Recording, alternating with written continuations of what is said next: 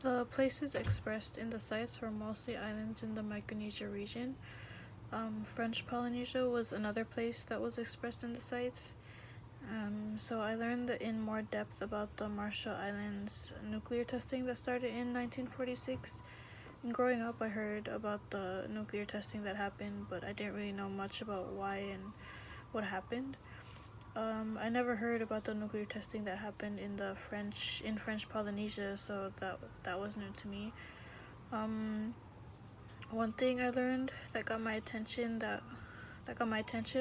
was that in the Marshall Islands, the Americans told the Marshallese people that doing the nuclear testing was for the good of all mankind, and in French Polynesia, they told the veterans that worked in the nuclear testing that they should be proud of their contribution.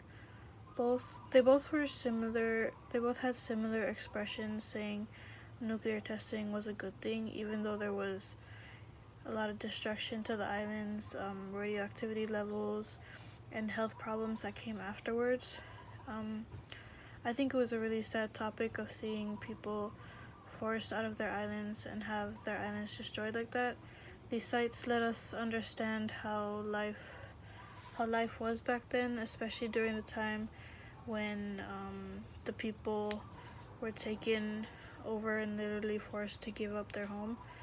Um, the pictures and photographs that were shown also help us remember those who were affected and also show their lifestyles back then and how it was before and after they had to evacuate their islands. The sites also help us understand the values of the places because of how much was lost and destroyed during the nuclear testing. One lingering question that I had was, why are the people who were affected by the nuclear testing not getting the right amount or hardly any compensation? In the Marshall Islands, they were given a cash settlement of $25,000 in 1957, and in French Polynesia, one of the articles said they were hardly given any compensation. And yeah, that's just the question that I had. I also wanted to talk about the videos. The first video I looked at talked about racism towards Micronesians in Hawaii, and I first saw this video my freshman year here at Chaminade, and when I came to Hawaii, I came to understand what it was like. I then realized that people here think Micronesia is one island, one language, and one country.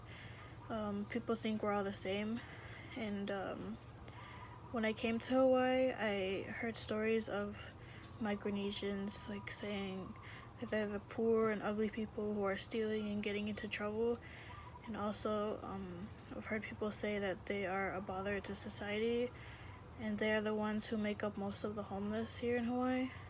And so um, I've also encountered some people asking me where I'm from, and I would say I'm from Palau, and then they'll be like, oh, so you're Micronesian, and give me a stink eye. But I mean, yes, Palau is in Micronesian region, but I don't say I'm Micronesian. We're different islands, so we're saying we're from Palau, Yap, Chuk, or whatever. And I mean, not all people are mean like that. I've actually had some people ask me like how to say hi in Micronesian, which is, I mean, that's not the right, I mean, we all have different languages, so I can't really answer that, like, it's not a right question. And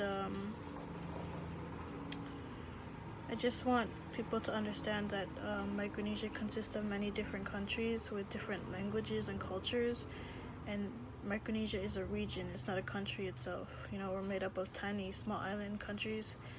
And the other videos are pretty interesting too. They're very moving. One was about climate change, and I really liked that one. And then the other one was, of course, about Kathy, a Marshallese poet. And I think the poems are very deep and serious, but they are telling the truth, and it's really nice to be for people to be more aware of what's happening.